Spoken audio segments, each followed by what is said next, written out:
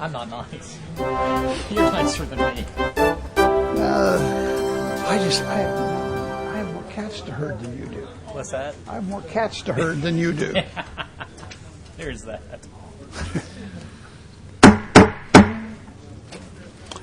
We are back to work, and we're beginning, I think this is section 3. Mm-hmm.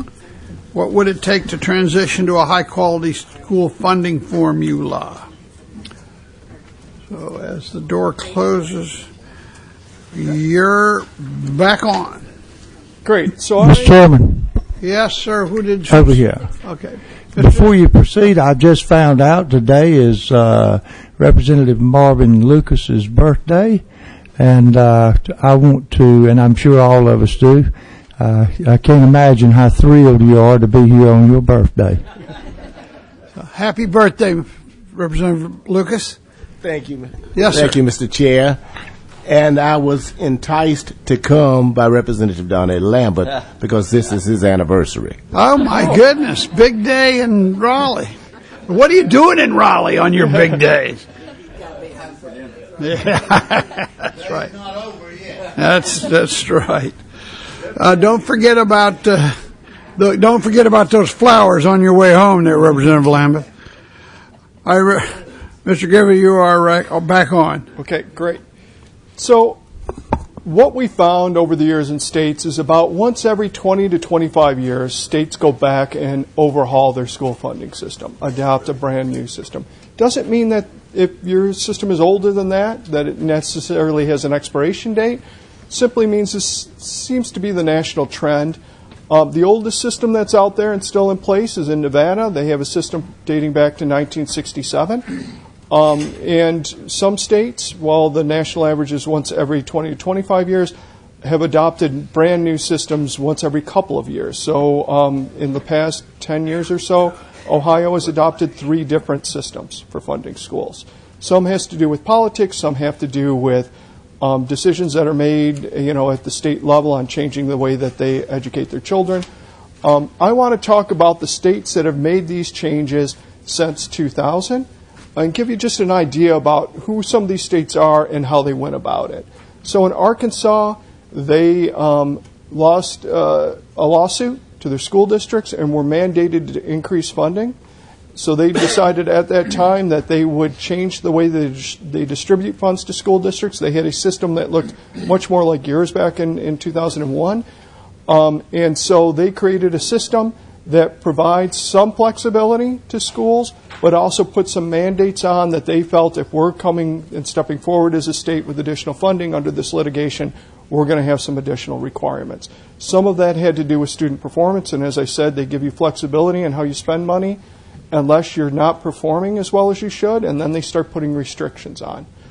California had a system, again, we talked about it, that had an awful lot of small pockets of money in it.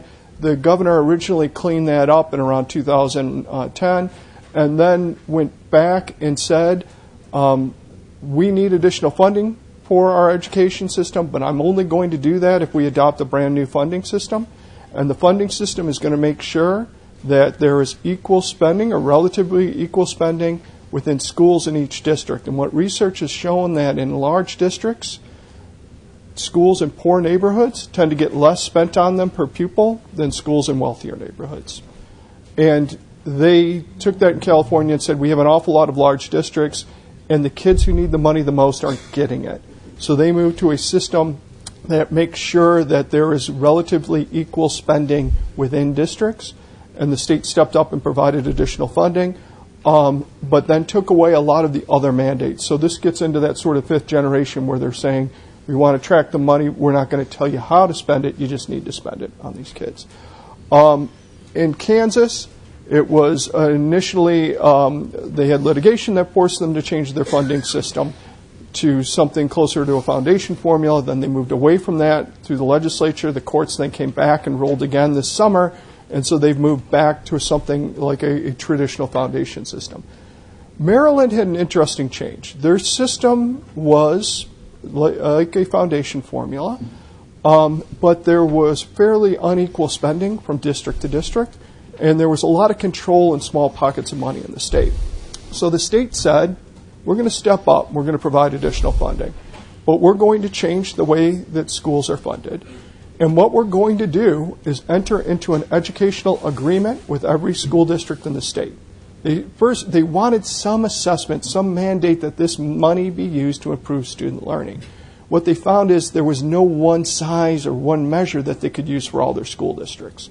So they said, instead of coming up with a measure about you need your test scores to be this high or your graduation rates, we're going to come up with a separate agreement for every school district.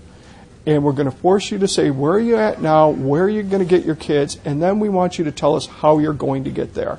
And then once every couple of years, they sit down and look at that with school districts in the state and say, are you getting there, where are you at, and if you're not achieving where you're at, why aren't you? They are going back and redoing their funding formula. I was just part of a large study in Maryland, and they're going to go back and take a look at it again. But they're pretty happy with the general structure, and they're pretty happy with the educational agreements they've come up with school districts. In Ohio, as I mentioned, they've had multiple changes over the years. They moved from a foundation formula to a system that looked like yours, away again to that, to a foundation formula. That, in Ohio, to be honest with you, had to do with politics. Depending on who the governor was at the time and who controlled the legislature, they controlled the funding system to benefit their constituency. That's the only way I can put it. It was not one based on research or based on student achievement. And that's something, of course, none of us really want to get into. You want to drift away from that. Pennsylvania adopted a new system in 2015. And what they did, and Rhode Island did also, is they said, look, we're going to adopt a brand new system. We're going to change the way that we fund schools. But we're going to do it over time. So in Rhode Island, they did it and said it's going to take 7 to 10 years for this to phase in. We're going to hold every school district harmless, so when we move to the new formula, no one loses money. But as new money comes into the system, we're going to phase in this new funding formula. So their goal is that in Rhode Island, between 7 and 10 years, the new formula will take place. Everyone will be held harmless, and then by the end of that period, you'll have a new way of distributing money. Pennsylvania had something similar, but it's closer to about a 5-year phase-in. Bless you. I would say the idea of a phase-in makes a lot of sense. If you're thinking of changing, this gets buy-in. You make sure no one loses. But the phase-in in Rhode Island has been too long. And what's happened now is the public has said, we've got a new funding system, but nothing seems to be changing. And the response has been, well, we really don't have the new system. It's being phased in over 7 to 10 years. And then people said, why did we do this then? Why did we spend time, effort, and energy changing a funding formula when nothing changed for the amount of money that goes to school districts in this state? So I would say that is, it's okay to have a phase-in, but it needs to be sort of fast enough that it is the new formula takes place maybe in a 3 to 5 year period, so you can show the public that there is movement on that. And we talked about Wyoming. They made their changes based on litigation. I will say when they adopted their system for a period of about 3 years, the courts took complete control of the funding formula in Wyoming, and the legislature could not make any change to the formula during that 3-year period without running it by the courts. Very different way of thinking, very different way of sort of coming about with a new change formula. So what I would say, and I've said this in a bunch of states I've been at, this is kind of the process you need to go through if you're thinking of changing your formula. And the very first is, what will you or won't you be changing in your formula? Are you thinking of changing everything? Are you simply thinking of changing maybe some ways that you do it? Are some things going to be off the table, like, say, transportation? Maybe you're fine with your transportation formula, or you're not ready to address your capital, your facilities formula. In Pennsylvania, when they made the change, they said, we're ready to look at everything except for special ed funding. So they adopted a new system, except the way they funded special ed stayed the old way. There's a reason for that, because if you change the way you spend and distribute special education dollars, you can run into problems with the federal laws and the federal mandates of supplementing and not supplanting dollars. So you have to make sure you're meeting the federal mandate for that. There is a federal mandate also for funding for low-income at-risk kids as part of Title I, but that is much easier to deal with and gives you some flexibility. So I would say when you're thinking about this, make sure any change you make in your special ed funding meets the federal mandates.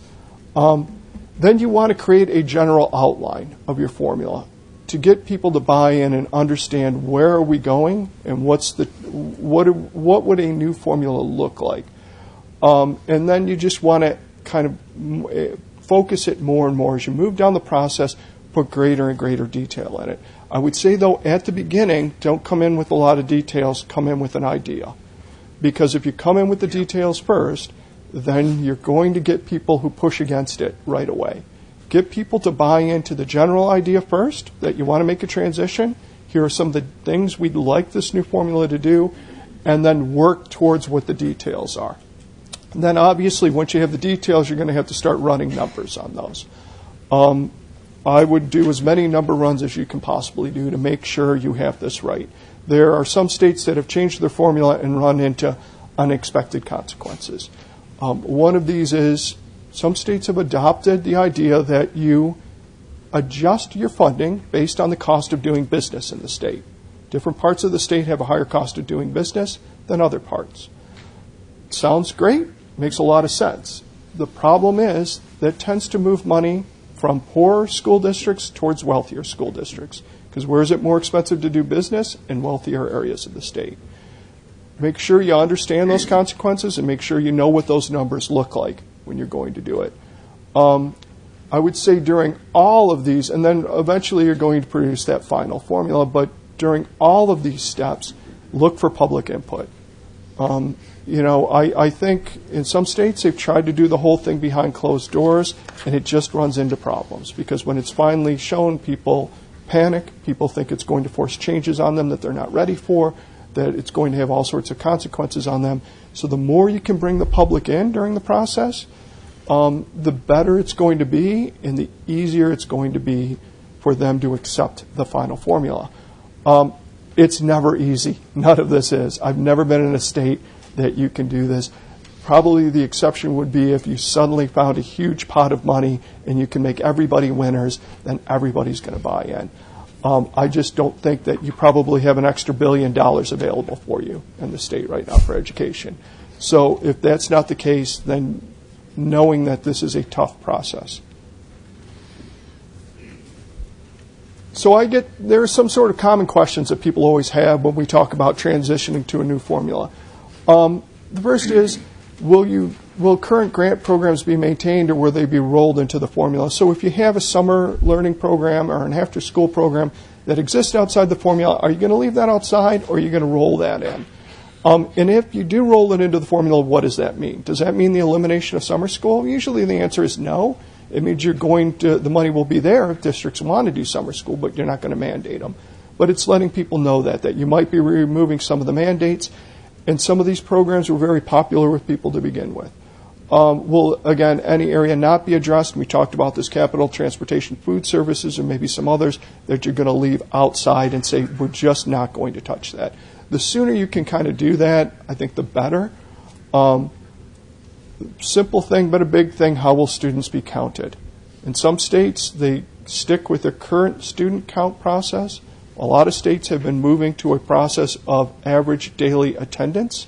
So you literally look at the attendance for the student for the entire year and say, we as the state will pay for the percent that student shows up to school. People do that because they say, we want to spend money knowing that we've got these kids there. One of the problems with that, just another one of these unintended consequences, is the places that tend to have fluctuation in student attendance tend to be low wealth areas, very often in large cities, or in rural areas that have migrant populations. So you might, in what the pushback from school districts is, these kids might not be attending all the time, but I have to have enough teachers there to make sure I can educate them. So it's just something to think about. Very often states change everything in their formula but the way they count students because it's easier. In other cases, they will take a look and make that change in the way students are counted. Do you want to put some things in there for adjusting for district size, adjusting for cost of doing business, or geographic location? We talked about the unintended consequences for district cost of doing business. I've worked a lot with states on what is the adjustment that you need to make for small rural districts. What we would say is there's a lot of good research out there that shows there's additional cost for small schools and small school districts, but you'd want to provide as a state extra money to those places that are small by necessity and not small by choice. And so you'd want to come up with some parameters about what is a small district, what do we consider a small school or district, and what are the additional resources that they're going to need within this formula. How do you determine the wealth of a district? This is the biggest single number within your formula. This will dictate the biggest flow of cash from districts to district, and it's one states I don't think put a lot of time to think about. Most states measure wealth as property value, taxable property value per student. Some places look at taxable property value per population. So if I were a district that had a smaller student population, a smaller percentage of children that are school age, I would want to look at property wealth per population, overall population, not per student, because my number would shrink and I'd look poorer.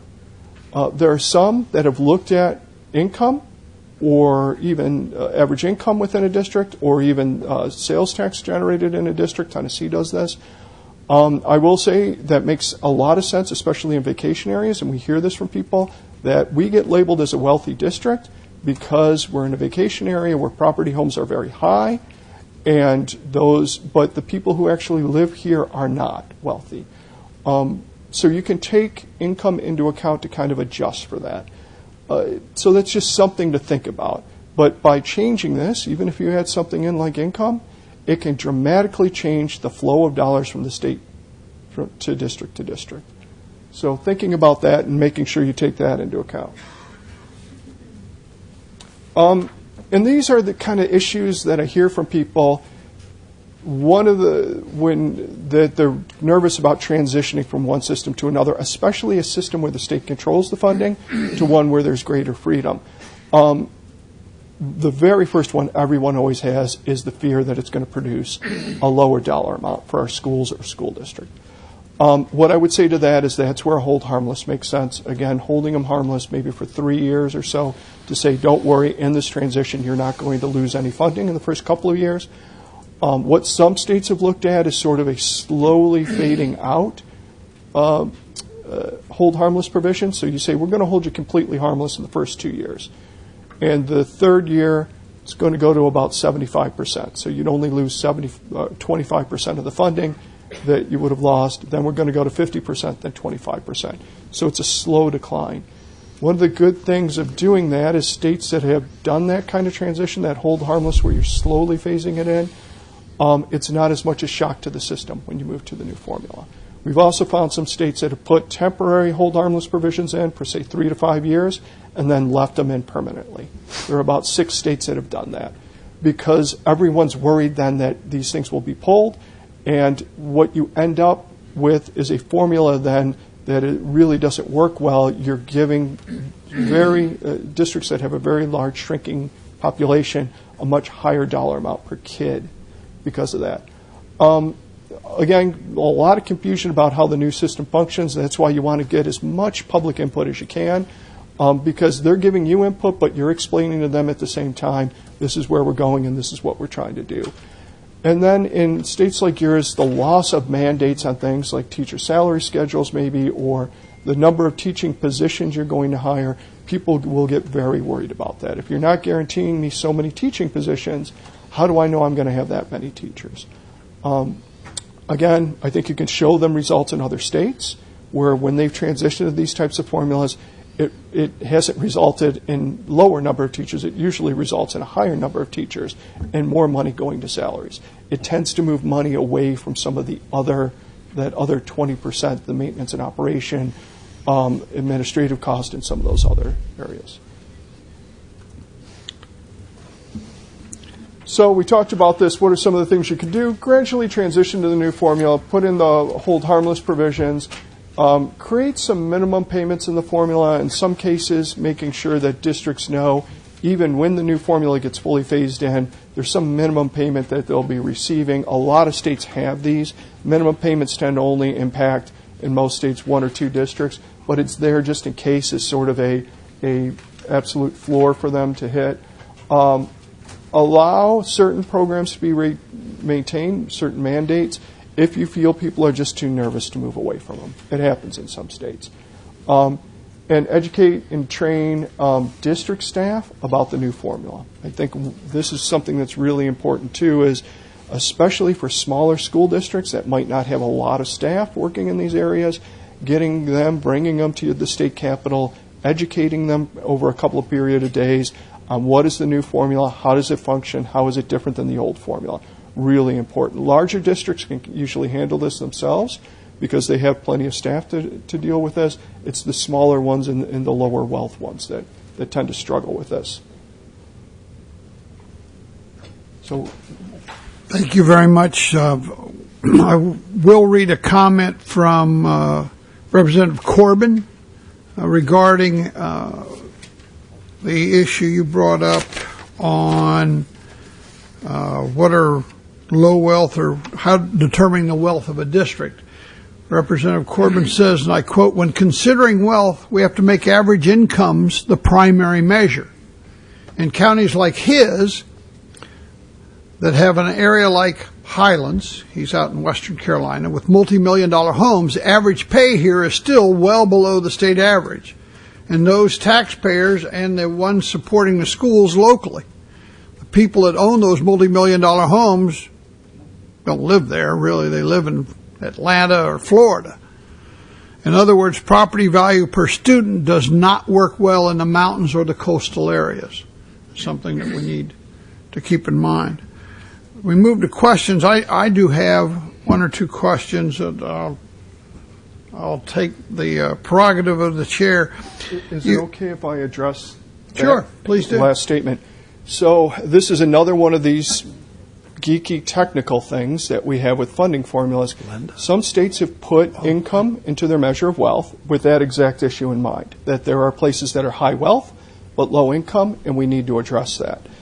If you take it and do it as an additive within your formula, you're actually benefiting wealthy areas more, because the gap that we have between low income and high income school districts in the country is like this. For those listening, you can't see my fingers, but I've got a small, about an inch meter. The difference between high income and low income property wealth is substantially larger. So it's one of these things, it's a little math formula thing, but it ends up, whenever states have instituted an income measure and done it as an additive, it actually makes wealthy places look poorer, and you're transferring wealth from the poorer parts of the state to the wealthy part. If you do it as a multiplier, then it takes care of the situation that we're talking about here. So this is one of those small things to be aware of. And again, I know it's very geeky and all that, but that little math problem can move hundreds of millions of dollars in your state from one group of school districts to another. And that's why you want to take these things slow and make sure you're running all the numbers so everyone can realize what are the implications of this thing that originally sounded really good, but if we do it the wrong way, it's going to have the exact opposite implications than we wanted. Just one quick question. You talked about student counts. How are they counted? The question I have is, how often should they be counted? So, there's not a lot of research on what is the best way to count, or how often, or should it be for the current year or the past year. I can tell you states are all over the map, and I just looked into this for a couple of states, and I'm going to have something published fairly soon, but there are some states that look at average daily attendance but only measure it for 4 months of the year. They do that because they want to look at the current year, so you'd be looking at average daily attendance from say, October to January, and then that decides the current year payments. There's a couple of states that look at average daily attendance or average daily membership, and membership simply means that you're on the membership rolls within the school district. But they look at it for the previous year. So they measure it for all 170, 180 days of the school year, but you're getting paid for your attendance last year, not this year. It's just how comfortable do you feel? Do you want to measure an entire year? Then really the only way to do that is to look at last year. Do you want it to be current and up to this year? Then you can't really do it for 170, 180 days. It's got to end sometime in around January or so to be able to take those into account and then adjust it for your funding. You have a lot of growing districts in your state. I can tell you growing districts want current year counts and they want it to end in January. Shrinking districts want previous year counts. There are also probably 2/3 of the states allow their districts to average out and take either the current year or the average of the past 2, 3, or 4 years. Shrinking districts like those provisions because then they can average out their student losses and they don't get impacted all at once from losing students. So there are a lot of ways, but honestly, the research out there is weak on this. There is no set way that it says you should do it or this is better or that's better. Representative Lambeth? Thank you, Mr. Chairman. A couple questions. We talked about mandates. Could we actually get a list of our state mandates? I know, obviously, we know probably most of them, but just to make sure we know what all the state mandates are that we impose on our local districts, could we ask the staff to just put together a list of that? They will. Second question. Our districts are really typically confined within county geographic boundaries, but some of our counties have multiple districts within their county. And then we have a county that's very small, and then we have counties that have 100,000 plus districts. Do you see that disparity across a lot of states where you have such a large variation between the mega districts within a state versus the very small districts within a state? We do. And that, especially as you move sort of south and west, we see more county-wide type of districts. And when you're in New England or in the Midwest, you see smaller districts, where a county might have 7 or 8 districts within them. What we would say for any of them is the research shows it's sort of a U. There's a higher cost once you move to small schools and school districts. There's also a higher cost when you get to very large districts. So when you get beyond 30,000 kids, there's a higher cost per kid to educate them. When you get below, and there's a lot of debate on this number, but below about 2,500 for a school district, clearly, when you get below 500, there's an additional cost per kid to educate those kids because they can't take advantage of the economy of scale. On the high end, the reason it's more is usually those are in large urban areas that just have very different needs, and that's why they cost more. The sweet spot is sort of around 10,000, plus or minus. But so yeah, states have tried to address that issue by having some adjustment in their formula for the small places and some adjustment in their formula for the large places. And follow-up sort of related to that, have you seen any states begin to allow districts to move across county boundaries? In other words, 2 small counties form a single district? A lot of that is taking place in western states where the individual county doesn't have sufficient number of kids. One of the problems we're running into in places like western Kansas, Nebraska, the Dakotas, is you get or Michigan's Upper Peninsula, you get a physical size of a district that's too big at a certain point. We're kind of hitting this breaking point. No one has moved to virtual learning for those kids, but they've talked about it. I don't think that's as much of a problem, and I'd have to go back and look at your demographics, but it might make sense in a lot of ways to combine districts. I will say, if you're combining districts but not closing schools, the research shows there's very little to no cost savings. All you're losing is a couple of administrative positions usually. If you're combining districts and you're able to close schools at the same time, you can produce some cost savings. I'm going to guess maybe the districts you're talking about couldn't combine schools. They're too far apart, but that might be something they'd want to look into. Senator Fushi. Thank you, Mr. Chair, and thank you, Mr. Griffith, for your presentation. You talked a lot about the importance of public comment, public engagement in any change process. Can you talk about how that's best accomplished? Sure. There are a couple of ways to do it. In some states, they've brought together people from school districts just to help them think about what needs to go into the formula. So they'll have these sort of more formal focus groups of, at the beginning, what do you think needs to go in? Help us think about what is working with your funding and what is not. Very often those are superintendents, principals, or school business officials. You could even do those kind of things with other staff, and I know some states have, where they bring in teachers or they bring in some other people who might not be controlling budgets but have some other things that they want to add. In Vermont, when I was working there and they were looking at changing the system, they had town hall meetings where they invited everyone from the community. And they came in with every sort of question in their book, but it opened it up and it gave them the opportunity to kind of provide this.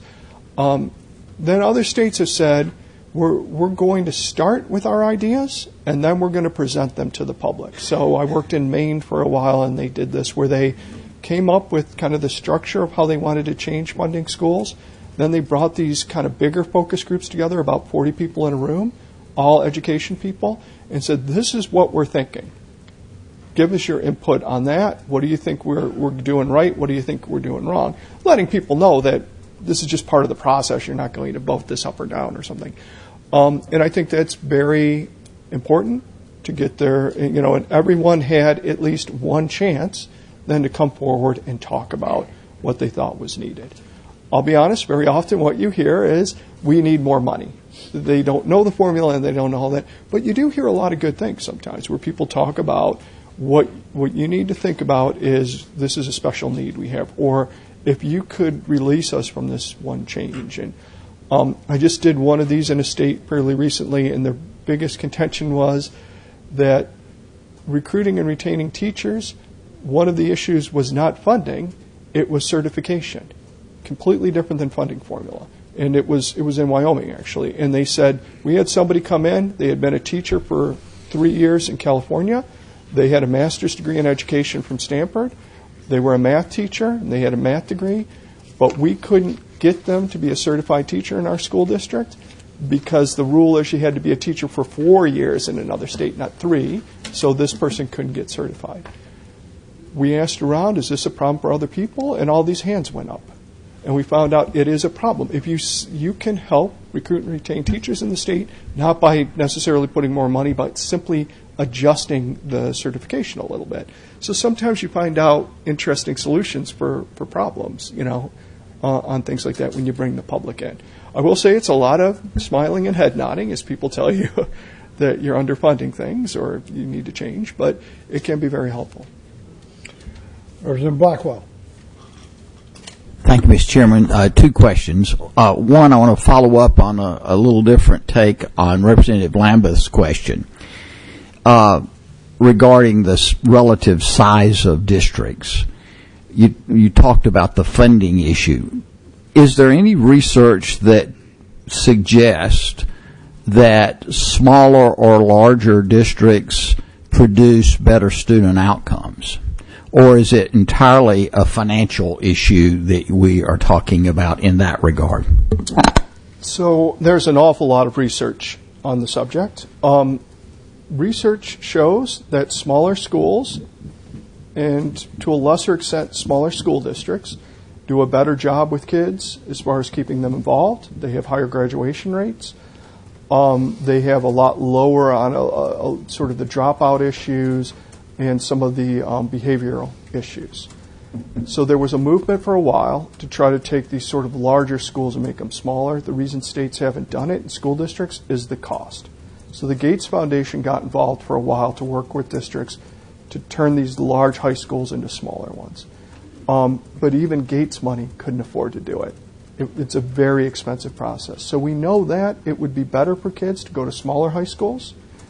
Again, part of it is then people know you there, they have contact, but the cost is just prohibitive for us. What we have found sort of in a different way that smaller school districts, one of the things they've always struggled with is they do a good job of graduating kids, but they have a harder time providing kids with the skill sets necessary after graduation. So just because they're smaller, they They can't often offer career and tech training like larger districts. And they can't offer a lot of the courses that kids might need to get into certain colleges. So smaller districts struggle to offer physics, calculus, and some of the others. So that was really the push back in the day for consolidating down, that the small districts couldn't afford to offer kids high enough level courses to get them to move forward. It just, in some places, may have gone a little too far. One follow-up on that particular one.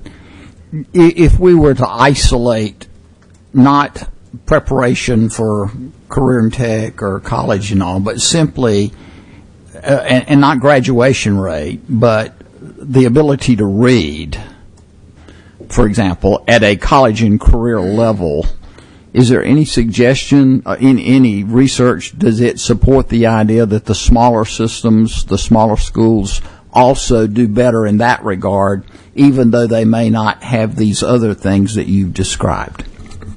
So yes, there's a decent amount of research that says exactly that they do a good job of, for lack of a better term, the basic education, getting kids reading, writing, creating a stable environment for them, and getting them through and graduating. But we have seen in a lot of these sort of states in the middle part of the country that have these small schools and school districts that they do exactly that, but then kids moving on to that next thing of career ready or college ready, they're just not there. And that's something they've struggled with. So when you look, and not to pick on a state, but Montana has very small schools, small districts, the second smallest district size in the country next to Vermont. They have traditionally done a very good job of graduating their kids. They do a pretty good job of test scores. So when you look at NAEP test scores and others, but they are not getting their kids to move on to that next level. So they've struggled with that, and they've struggled with what is the answer to that. Other places do an excellent job. So when you look at Connecticut, their kids go on to college, they go on to career ready, not just the wealthy kids, but the low-income kids. But they also have a pretty low graduation rate, lower than you would expect from a place like that, especially for what they're spending. And some of it is they migrated to the bigger comprehensive high schools, that are much larger than that. Again, it ends up being a cost issue, and you see some places like Clark County, even though the research says you should have smaller high schools, they're building high schools that are 6,000 kids. They're trying to break it up in a way for kids, but they need to keep building schools. They're getting like 20,000 new kids or some crazy amount like that every couple of months. So they need to keep building these schools, and that's all they can afford to do. So even though, and this is an unfortunate thing in American ed policy, even though we know what the answers are, sometimes we just can't get there because the money isn't available. Final topic or question. Looking at your last slide on what states have done to ease the transition, one of the things that you've listed was allowing for certain mandates or programs to be retained. Mm-hmm. In the program evaluation division here in North Carolina that did a evaluation of our funding, they comment that 60% of the resources distributed by our Department of Public Instruction for 14-15 were for position allotments, and that our school districts expend 94% of all state allotments on salaries and benefits. That being said, I'm curious, since the big mandate from the state is on the teacher salary schedule and maybe to a lesser extent on some of the central office folks, can we go very far in North Carolina in getting to a high-quality funding formula if that mandate is not in some manner changed, phased out? What kind of mandates or programs can be retained without destroying what you're trying to gain by getting away from that? So in a perfect world, you kind of scrape off one formula and put in a brand new formula. It's kind of like building a new house. You'd want to get rid of the old house completely and build the new one up from the ground up. I know how difficult that is in states I've worked at. So sometimes to ease the transition, you want to keep something like maybe a salary schedule. You could do that, but do it sort of like Tennessee is doing it, where the salary schedule is there. At one point, you could look at the salary schedule in Tennessee and say, this is what teachers are getting paid. As they got greater freedom, most districts started paying more than that, so their salary schedule has become sort of the minimum, the floor that you need to pay. Because pay has increased, salary schedule is increased too, but at a lower rate. So you could keep those things in transition. I would say, though, if you adopt a new formula and you put a lot of controlling things, like you have in your current formula, it probably isn't worth your transition. It probably isn't worth the time and effort. If you end up simply coming up with a new way to slice the pie and everybody gets the exact same slice, I don't know what the gain is there. So you spent a lot of political capital and energy on something that won't make actual changes in the way things are done. You'd want to look at this and make this transition if you think you could do it to make your system, provide it with greater freedom and greater adaptability to a lot of the things that are going on nowadays. And if that can't be done, then maybe you step back and wait a couple more years before you do it. Again, I don't want to sound discouraging, but I've seen some states make this transition, and if everybody, again, like in Rhode Island, gets the same amount that they would have under the old formula, I just don't know what that gets you. It got them some bragging rights for a couple of years where they said we got a new formula, and then that sort of ends, the reality hits. So, Representative Dixon. Thank you, Mr. Chair. Thank you, Mr. Griffith. And I hope this is not too subjective. When we talk about assessing the wealth of a district or the wealth of an area, is there any data or research that talks about various sociological wealth factors like stability of marriage, divorce rates, et cetera, et cetera? Is there anything in that area that would help us to understand that the more stability in a community, the easier it is to educate? There isn't for wealth measures, but we know one of the questions, if we could ask every kid this, is what is your mom's education level? That one question gives us the best clue about how a student can potentially perform in school. The mother's educational attainment level is the one single question. We can't ask that for obvious reasons. We don't want to put kids in that position. And it isn't always 100% true, but it helps us figure out if that kid is at risk or not. The state of Ohio went through and looked at a bunch of measures like that. So they said what in the community with parents, what's the mom's education attainment level within sort of zip codes?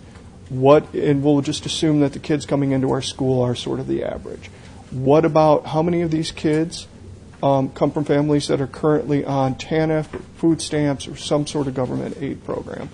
What's the unemployment rate within the school district? They used it not to measure wealth, but to figure out how many of these kids are really at risk. And do we need extra resources? Great study. To me, it's one of the best, and looked at those things you're talking about, not divorce, but some of the other things. They never implemented it, but it was a great study. And it tried to get there, which is the measure we use now to identify at-risk kids is free and reduced price lunch. One of the issues is because the way the rules are changing for free and reduced price lunch, not every school district is measuring that anymore. So we're just a couple of years away from not being able to use those numbers.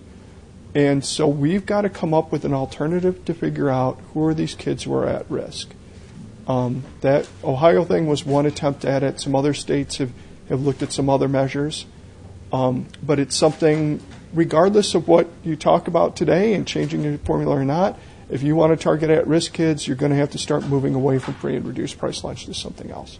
And the reason that's happening is there's a federal program called community eligibility, that if you're over a certain percentage of kids in the U.S. Census being below the poverty level, essentially, then you know all of your kids will count for free and reduced price lunch, and you no longer do need to do individual accounts in your school district. So that means in more and more districts that qualify for this, they aren't counting their kids. So what many states do is they take whatever the last count was and they use that to determine at risk. States that have moved away to something else to look at, for instance, the number of kids who are qualify for food stamps. They do this in Massachusetts. What they found out is that captures poor kids, but what reduced price lunch captured were the working poor families that don't qualify for any government assistance. So what you saw is those types of districts that have a lot of working poor in Massachusetts lost funding when they changed the formula. Again, small technical geeky thing, but it can mean a lot of movement for money that was not intended to do that. So. Follow up? In conjunction with that,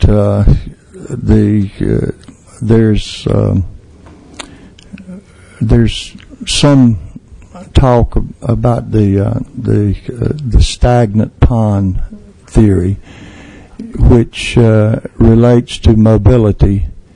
There are elements of our society that are not mobile, do not have mobility opportunities, and when we talk about assessing the wealth or so forth, if I'm mobile, if I've done those things which makes me a mobile person, meaning that I can vote with my feet or my car, and I can move to a district that I think is better than the district that I'm in, do I deserve to be punished because of my mobility when I move out, and if I have the wherewithal, and then the community which I left becomes a poor community, therefore qualifying for more funding? Should I be punished for that? So no one's talked about mobility, but there is a measure that kind of gets to that. And what it is more and more research is showing as you get above 50% of your kids low wealth, especially 70% of your kids low wealth, the cost per kid to educate them to state standards goes up. We call it a density formula. So you would provide, maybe, and this is what some states do, a certain amount per at-risk kid, and for all your districts. But once you get beyond that amount, and as it gets higher and higher, you're going to give a higher and higher dollar amount per kid. One of the reasons is exactly some of the stuff you're talking about. We know for these places, once you get past 70% at risk, that they have a lot of needs that go beyond the traditional school needs. And they require what we call wraparound services, which can be health care, it can be counseling, it can simply be like the Harlem Children's Zone, where they keep schools open almost all day and on the weekends and in the summer so the kids have a safe place to go. There's a cost to that, and they realize that that doesn't mean every school in your state needs to have those programs, but there are some schools and districts. I was in Michigan recently, and Michigan's funding system is a mobile one. Kids can attend any school district in the state, and they can attend charters. What we find in states like that have those open systems is exactly what you're talking about, is those who can leave the larger city school districts, and the people who are left are those who are struggling financially very often and have a lot of other issues. Flint's school district now has 100% at-risk student population, 27% of which are special ed kids. The national average is 13%. Those kids have a much, much higher cost. It's a much different looking school than in the services you need. They have 14 full-time security people, 7 in the school to help the kids out, 7 outside the school to keep people away. So very different cost structure, very different things that they're looking at. Mr. Chairman, a brief comment. I think therein lies one of our great challenges when we're looking at this is the children that are a product of that kind of circumstance deserve no less opportunity for education than what other folks do, and I think that's one of our great challenges is how to direct. It's not only it's not only the morally correct thing to do to try to improve that, but it is economically the best thing to do, and I think that because that let's just say stagnant pond idea. I think you know what I'm talking about. You know, we must address that in order to get these kids on the side of becoming taxpayers rather than tax consumers. Mr. Griffin, you brought up something they're doing in Michigan, and I wanted to ask a question about money following the student, which has to do with mobility as well as choice. And curious about how these states that are undergoing a fundamental restructuring of their funding system have addressed that issue of dollars following the student. So in Michigan, it was really an unintended consequence. When they adopted the new system and the state took over funding, that suddenly meant that there is very little to no local funding available. And people began to realize you could recruit students from other school districts, and you'd get more money for that student than you would within your own. So in Detroit, the average student was receiving about $14,000 per kid. The statewide average was about $10,000. So a lot of the suburban districts said, hey, if we poach these kids from Detroit, we'll get $14,000 per kid because the money that you get spent on you is where you live and not where you go to school. So you started to see a high level of competition between the districts in the state trying to recruit kids. To be honest, kids from specific places. They wanted kids who came from places that were spending higher than they were, not lower. At the same time, you saw a very large increase in charter schools. What this meant is there's a lot of great mobility for a kid in Michigan. There are a lot of different districts you can choose from. There are charters you can choose from. But what it's also meant is a tremendous amount of excess capacity. There are a lot of school districts or schools within the state of Michigan that are running sort of in that 50% capacity level. It becomes a real issue. And so you have places like Flint that must continue to have schools. They must continue to provide an education for their kids, but they've lost so many of the kids. And again, the kids who are mobile tend to be those kids from the middle class and above. It's not just that they've lost maybe 40 to 50% of their kids. They've lost 40 to 50% of your highest wealth kids. So these places are struggling just to kind of stay open. Arizona has a little different open enrollment policy, and those are the two states that people will always talk about with open enrollment. Arizona's system, if you choose to go to a charter school, the state will pay 100% of the cost. There is no local money that travels with the kid. That's unusual. In most states, there's some local money that travels. And if you choose to go from one district to another, your local district actually doesn't have to send any of its money to the next district over. I don't know how they get away with this, but there are school districts that have 40% of their kids coming from out of district, and that those out of district kids don't come with any additional local money. They come with the state money that all kids get, and then the locals raise and spend money to educate kids from another district. I don't know why voters do that. I'm kind of baffled by it. There are a couple other states that have that kind of system. So it is one of those things, the idea of having the money follow with the kid exists in some states, but it's a difficult mix about are they going to travel with 100% of the money, are they going to come with just the state money, or are they going to come with state and local?